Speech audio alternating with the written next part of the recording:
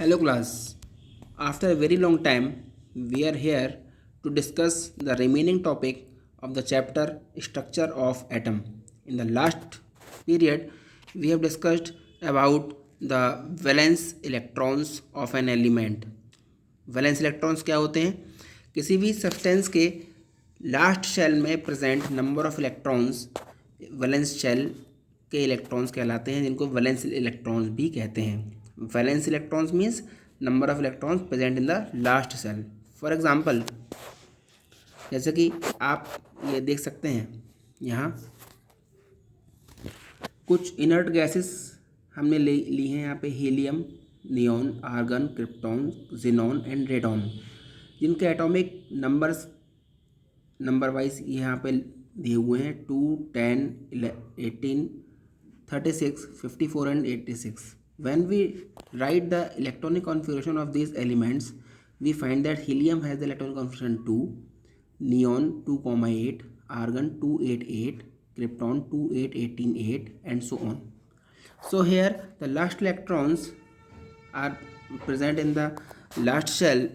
Number of electrons present in the last shell of these gases are written as 2888888. Okay, so we can say that the valence electrons of these gases are helium have 2, neon has 8 and all the other gases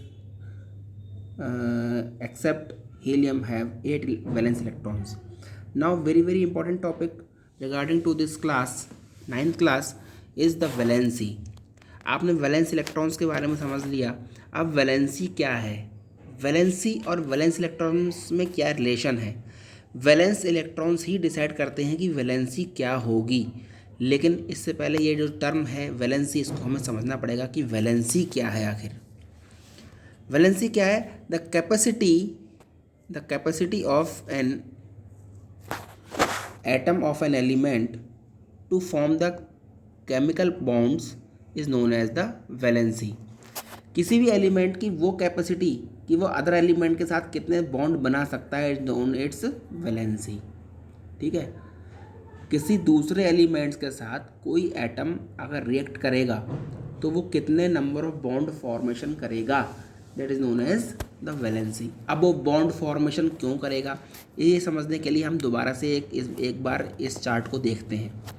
तो ध्यान से देखिएगा आप कि इस chart में जितनी भी ये गैसेस दी हुई हैं, इनके लास्ट शेल में नंबर ऑफ इलेक्ट्रॉन्स कंप्लीटेड हैं। जैसे कि आपने पिछली क्लास में समझा था कि किसी भी एलिमेंट के लास्ट शेल में मैक्सिमम इलेक्ट्रॉन 8 होना चाहिए, और अगर वो एलिमेंट बहुत छोटा है जिसके पास इतने सब्सटेंसेस या इतने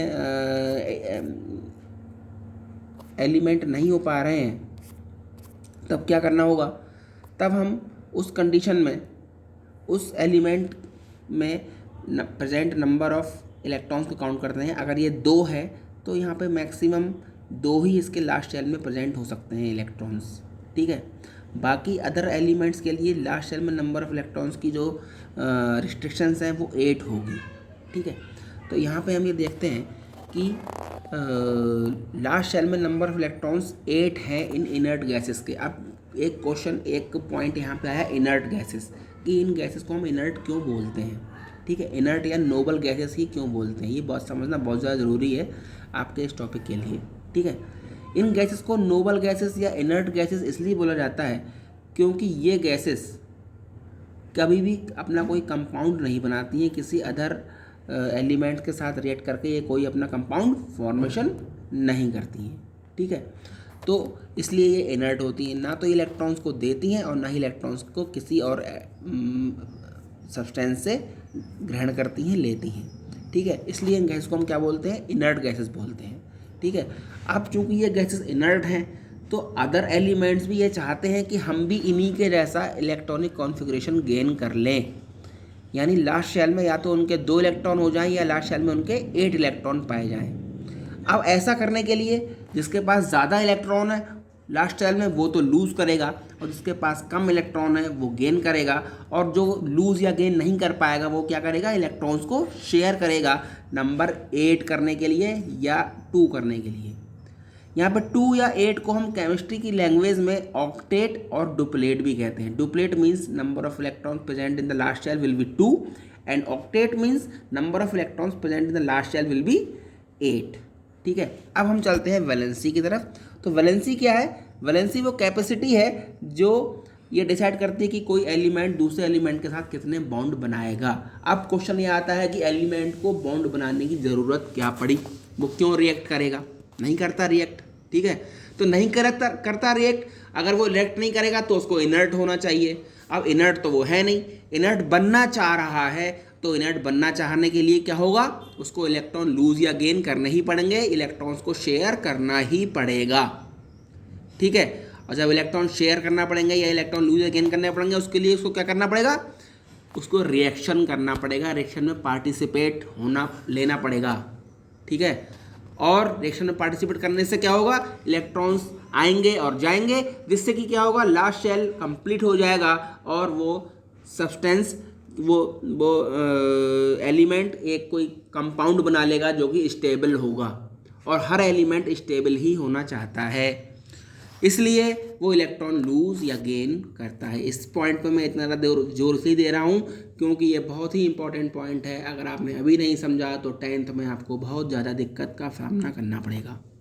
ठीक है, अब नेक्स्ट पॉइंट आता है, क्या वैलेंसी कई टाइप्स की भी होती है? तो आंसर होगा yes, valency has 2 types. First one is electrovalency, the next one is covalency. अब क्वेश्चन आता है इलेक्ट्रोवैलेंसी क्या है और कोवैलेंसी क्या है। तो पहले हम इलेक्ट्रोवैलेंसी को समझ लेते हैं।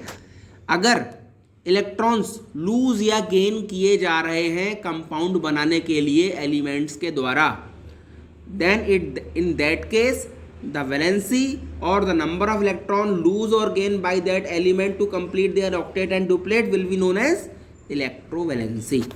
ठीक है, तो यहाँ पे यही लिखा हुआ देखिएगा आप, the number of electrons lost और gain by an atom of an element to achieve the nearest inert gas electronic configuration.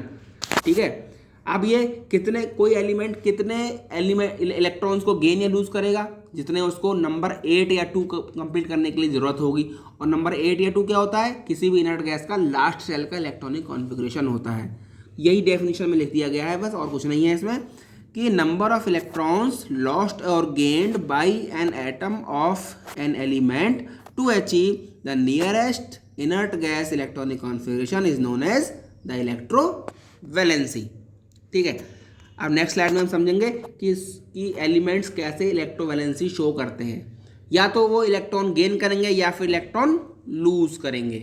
ठीक है, तो यहाँ पे हम इलेक्ट्रॉन लूज करने वाले एलिमेंट्स को देख लेते हैं। इलेक्ट्रॉन लूज करने वाले एलिमेंट कौन कौन से? जैसे कि सोडियम। ठीक है, अगर हम सोडियम की बात करें तो सोडियम का इलेक्ट्रॉनिक एटॉमिक नंबर है 11 और इसका इलेक्ट्रॉन कॉन्फ़िगरेशन होता है 281। ठीक है, 281। ठीक है, अब यहाँ पे लास्ट शेल में 1 इलेक्ट्रॉन प्रेजेंट है। अगर ये 1 इलेक्ट्रॉन को लूज कर दे तो लास्ट शेल में इसके कितने बच जाएंगे? 8। तो या तो ये 1 इलेक्ट्रॉन को लूज करे या 7 इलेक्ट्रॉन गेन करे। क्या आसान होगा आप बताइए?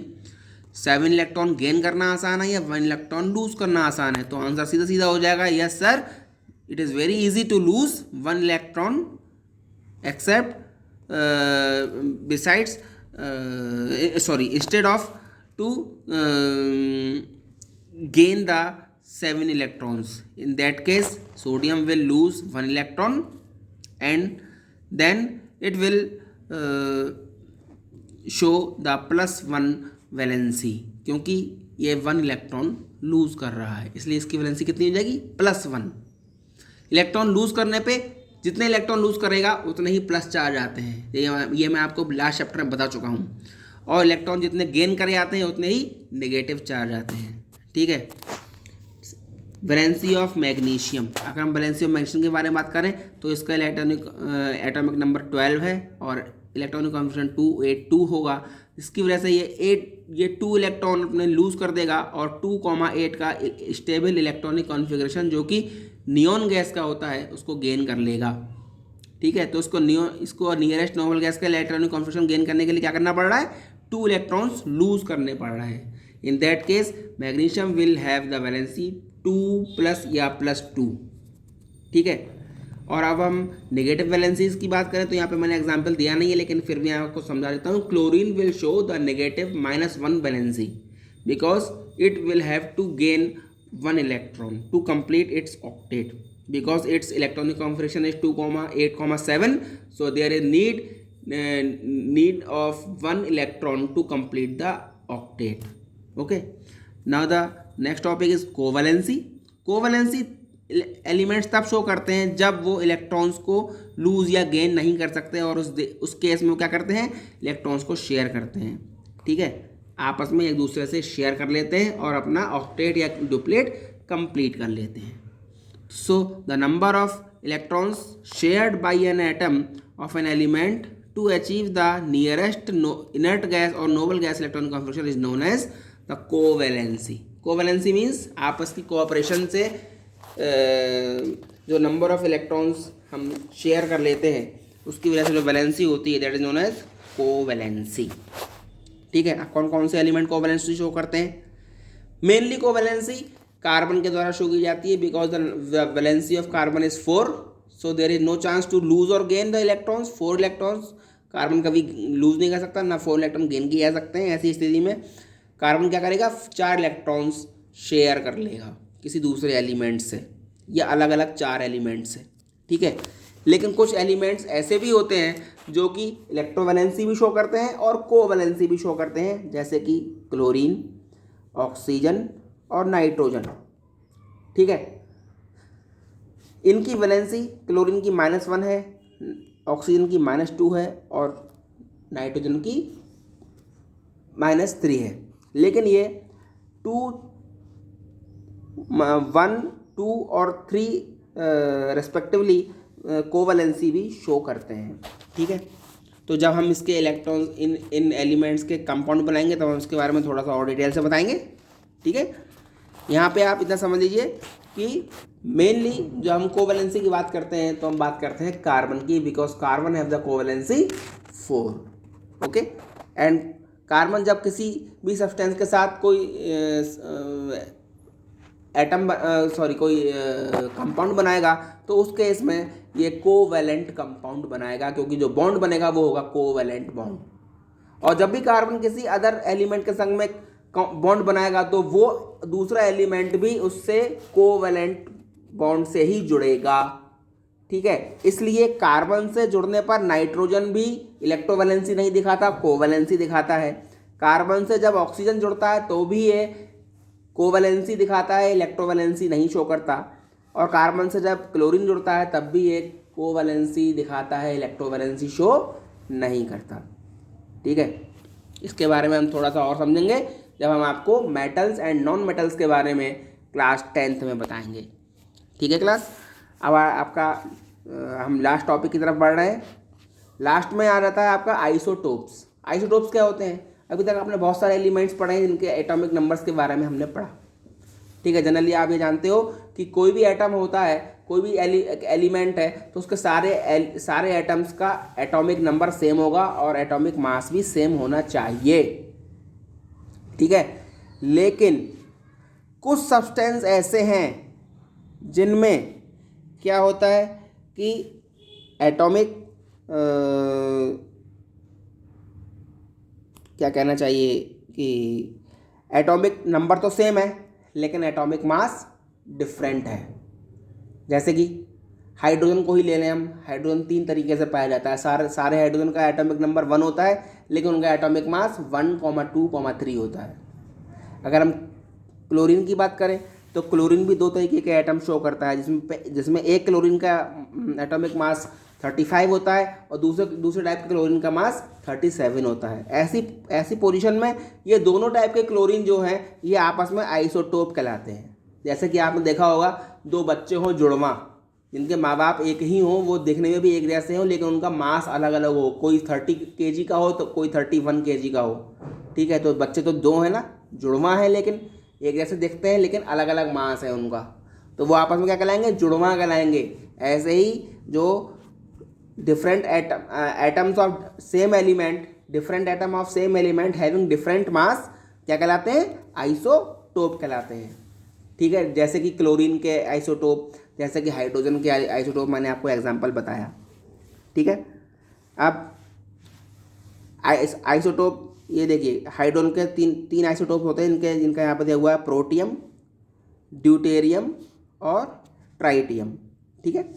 अब आइसोटोप के फीचर्स क्या होते हैं? Number of protons in all isotopes in the elements are same. Number of proton same होंगे क्योंकि तीनों का नंबर, क्योंकि उनका एटॉमिक नंबर सेम होता है, ठीक है।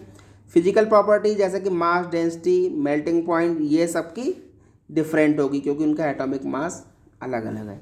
All isotope have the same of the same element have same valency, सबकी वैलेंसी सेम होगी क्योंकि उनका एटॉमिक नंबर सेम है। The number of valence electron in all the isotope will be same, क्योंकि नंबर ऑफ प्रोटॉन उसमें same है। इसके बाद बात कर लेते हैं एप्लीकेशन ऑफ आइसोटोप्स। ये बहुत इंपॉर्टेंट टॉपिक है, आपको अच्छे से पढ़ना पड़ेगा। सबसे पहला टॉपिक है कि आइसोटोप का क्या यूज भी होता है कोई? Yes, these are very useful in many industries. For example isotope of cobalt, it is used for the treatment of cancer. Cancer के ट्रीटमेंट के लिए कोबाल्ट के आइसोटोप का हम यूज़ करते हैं, कोबाल्ट 60, ठीक है, कोबाल्ट 60, ठीक। तो ये क्वेश्चन बहुत ज़्यादा आता है कि write the some isotope and with their applications, तो आपको ये बहुत अच्छे से याद करना पड़ेगा। Isotope of carbon is used for the fossil sample. Fossil sample estimate the age of fossils. जो बहुत पुराने, करोड़ों साल पुराने जो फॉसिल्स हमको मिलते हैं उनकी एज कितनी है, इसको मेज़र करने के लिए एक तरीका था कार्बन डेटिंग। कार्बन डेटिंग के थ्रू हम क्या करते हैं, कार्बन 14, कार्बन के 3 आइसोटोप्स होते हैं, कार्बन 13, कार्बन 14 और कार्बन 12, ठीक है। तो कार्बन 14 जो होता है वो ग्रेजुअली अपना मास लूज करता रहता है, ठीक। कार्बन 14 जो है, क्योंकि वो एक रेडियो एक्टिव सब्सटेंस है, तो वो किसी भी सब्सटेंस में जब कार्बन की क्वांटिटी होती है उसमें जो कार्बन 14 होते हैं उनमें से कुछ पार्टिकल्स निकलते रहते हैं कंटिन्यूसली, जिसकी वजह से उसका मास लूज होता रहता है। उन्हीं को हम काउंट करके किसी फॉसिल की एज को काउंट कर सकते हैं, जिसको हम कहते हैं रेडियो कार्बन डेटिंग, ठीक है। It is known as radio carbon dating, ठीक है। तो ये बहुत इंपॉर्टेंट टॉपिक है, radio carbon dating. An isotope of iodine is used for the treatment of goiter. Goiter means गले में एक बीमारी हो जाती है जिसमें गला बहुत बड़ा सा हो जाता है, गोइटर उसको बोलते हैं। इसका ट्रीटमेंट में किसका यूज़ करते हैं हम? आयोडीन 131 का। An isotope of uranium 235 is used as the fuel of to produce the electricity in the nuclear reactors. आपने न्यूक्लियर रिएक्टर्स के बारे में बहुत सुना होगा। Nuclear reactors are the different source of light and energy, ठीक है। जैसा कि आपने देखा होगा कुछ अपने कंट्री में जो एनर्जी यानी इलेक्ट्रिसिटी बनाई जाती है वो जनरली पानी से, वाटर से बनाई जाती है ना, ठीक है। तो लेकिन न्यूक्लियर रिएक्टर में क्या होता है, हम यूरेनियम या प्लूटोनियम जैसे सब्सटेंसेस की रिएक्शन करा के, एक कंट्रोल्ड रिएक्शन करा के हम बहुत सारी एनर्जी को प्रोड्यूस कर सकते हैं, जिसका यूज़ हम लाइट बनाने में भी, इलेक्ट्रिसिटी के प्रोडक्शन में भी कर देते हैं, ठीक है। So uranium is used to produce the electricity in the nuclear power plant, ठीक है। Next, AR and K have the same atomic mass 40 but have the different atomic number, ठीक है। अब इनको हम क्या बोलेंगे? इनको हम बोलेंगे आइसोबार। अब आइसोबार क्या है? ये पॉइंट आइसोबार का है, इसको आप यहाँ कंसीडर ना करें। यहाँ पे देखिएगा आप, आइसोबार क्या है? आइसोबार, अब जैसे आइसोटोप होता है वैसे ही आइसोबार भी होता है। अब आइसोबार में क्या होगा? ऐसे सब्सटेंस जिसमें डिफरेंट एटॉमिक नंबर हो लेकिन उनका मास सेम हो। आपकी क्लास में बहुत सारे ऐसे बच्चे होंगे जो अलग अलग घरों से होंगे लेकिन उनका भार, उनका वेट, उनका मास सेम होगा, ठीक है।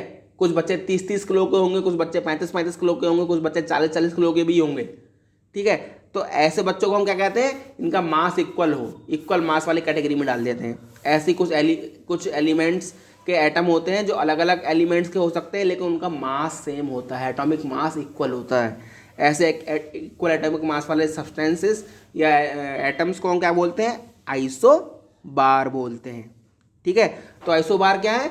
The atoms of different elements having same atomic mass. Atoms of different elements having same atomic mass are known as isobar. उसका एग्जांपल ये पिछले पेज पे मैं आपको बता रहा था, वो यहाँ पर दिया हुआ है। जैसे कि आर्गन और पोटेशियम, आर्गन 40 और पोटेशियम 40। देखिए दोनों का एटॉमिक मास सेम है, दोनों का एटॉमिक मास 40 दिया हुआ है, लेकिन दोनों अलग अलग होते हुए भी दोनों का एटॉमिक मास सेम है, ऐसे दोनों क्या कहलाएंगे, आइसोबार कहलाएंगे। लेकिन उनके एटॉमिक नंबर डिफरेंट है, एक का 18 होगा और दूसरे का 19, 18 और 19। ठीक है, तो इस तरीके से हम इस चैप्टर को यहीं कंक्लूड करते हैं। Thank you.